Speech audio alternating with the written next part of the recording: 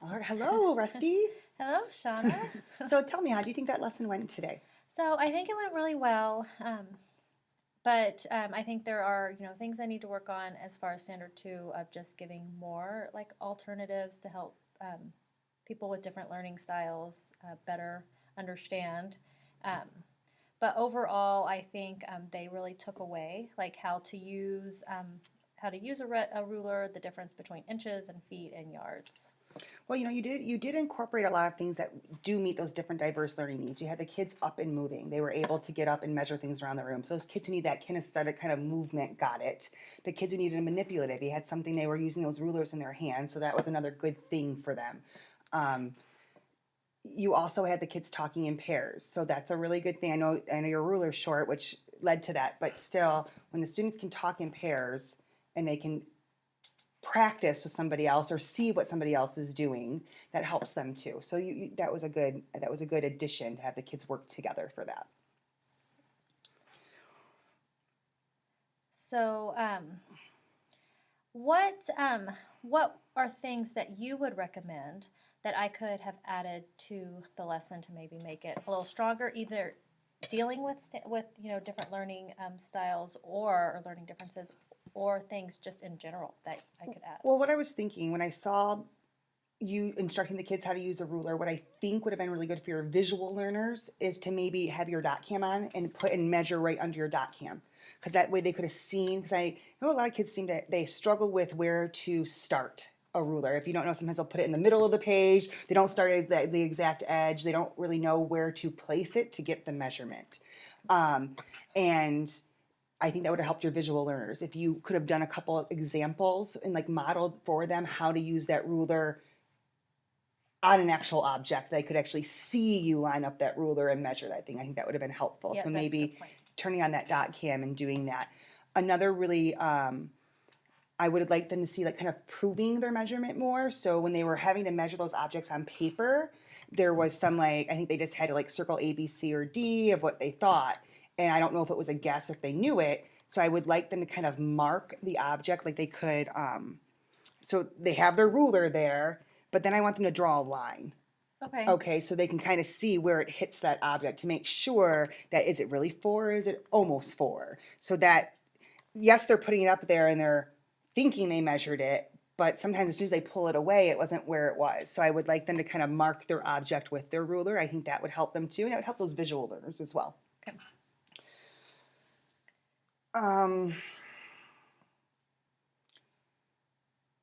the talking about making it a little more meaningful to them to kind of relate it back to their life is really asking them, I would have maybe had more questioning a little bit of, is it important to know how to measure things? Do you see your parents use measuring? What do they need it for? A lot of our families are in construction. A lot of the dads are going to have rulers and those corner rulers and all that kind of stuff that the kids have probably seen their parents use. So kind of relating it back to what their dad does for a living, or if they've seen it before. I think that would maybe spark their interest too. That's a great point. I've never thought about it that way. So yeah, if you can kind of, or maybe you could even say, if we were going to measure how far Mexico is from here, do you think we'd want to use our yardstick or a ruler stick to see if they can just make the connection to, oh, okay, we're talking about where I'm from or where my family's from. I know it's far away. I wouldn't want to use the little stick. I'd probably want to use the yardstick. So just giving them ways to kind of relate it back to their life of why they might want to measure something or what would just kind of get their engagement for that piece. Okay, that's a great point. And we're still, on measurements tomorrow, so I'll kind of bring that up because, yeah, I think some of them struggle like, why are we needing this? I mean, they love playing with the rulers, but Yeah, because we don't want that to turn into a toy that we just Mhm. start whacking each other's heads with, that there's useful things. So you might even tomorrow have them brainstorm. What do we measure? We measure Mhm. our bodies, you measure your feet, you measure how tall you are. What if you got a new toy and you wanted to put it in your room, but you didn't know how much space you had? What would you have to do? Okay. So trying to relate it back to them why it's important to know how to measure things. Okay. um, and really reinforcing that vocabulary. Like hold them accountable to use the word feet and yard and make sure they're saying, oh, it's 12. It's 12 12 inches, 12 feet, 12 yards, 12 centimeters. Really have them use that unit. They really need to use that in their answering to you. Okay. And that's, I saw that too. You know, oh, what did you measure? Oh, Miss Ollie, it's 6. 6 what? 6 Okay. inches. So really hold them accountable for that language, to that academic vocabulary. We want them speaking complete sentences using that vocabulary. Okay. I agree with you. I thought the kids did start to really get the concept. They were really engaged through it. And I think anytime you put the manipulatives in their hand and you get them moving, that's good. Now it's the retention. Do they understand why they were doing it? Will they remember there's 12 inches in a foot? Do they remember there's 3 feet in a yard? So those are things you're probably going to have to review a lot, because measurement is kind of like fractions. It's not that tangible sometimes for them to understand, especially when you look at the rulers, all those little ticks in between the ruler, and wait till you talk about what all those mean, and do they understand the halfway mark. I don't know if you're giving them any way, like body things to remember an inch, but I know a lot of times our inches are knuckle. Your centimeter is your fingernail, that way. So just kind of give them like some kind of sense of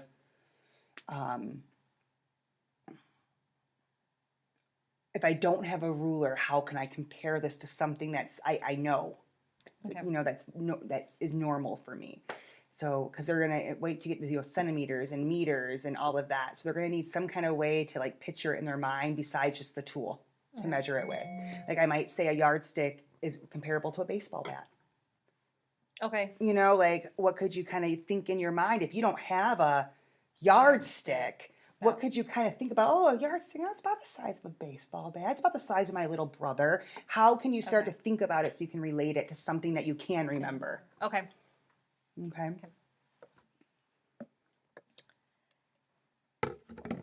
I didn't see you at the end of the lesson. We didn't do a whole lot of closure with that lesson. And you've been working really good with your objectives and stating your objectives. What I think we need to start remembering is also that closure end of it. Because I know it gets a little wild and we just want to wrap it up, but really making sure to restate that objective and having the students restate it too. Turn to your partner, tell them, Like, you know, what'd you learn today? What'd you learn today? What did you do today? And really facilitating the wrap up for them. Like have them state the objective, not you. See if they can tell you what they learned today. See if, oh, we learned about inches and feet, or we learned about, you know, the foot in the yard. They need to be able to say those words to know that they've learned it. And I didn't put it back on them. And you have, I mean, if you have it written on the board, if they all look and read the board, that's fine too, but it's back on them. And there's a lot of research states that when you state something, when you say it, I can tell you it, but when the student says it, it starts to be internalized and put into the memory, the permanent memory. Okay. I'll work on that then. Okay. Yeah, because I haven't been doing that. So I'll really, because now I feel like I'm getting my objective part. You are, done. and you're really doing it well in the beginning. You've done really well with stating the objective, holding them accountable, kind of referring back to it in the lesson. I'd like to see that a little bit more too, to just make sure that they're on our don't forget, what are we measuring? Feet, yards, you know, kind of just, you know, keeping that vocabulary alive of the learning target while you're teaching. But then at the end, seeing if you can have the kids kind of facilitate the wrap up of the lesson. Can they tell you what they learned? Can they tell you what it was about? Because we also talked about, you know, some kind of assessment at the end, some kind of check. And I know that kind of got skipped too. And we talked about that a little bit because you weren't sure. So would you say, would I have them state the objective back to me and then do like a quick end of the unit, like quick assessment? So like how we had talked about in like this particular lesson, give them an object and have them measure it.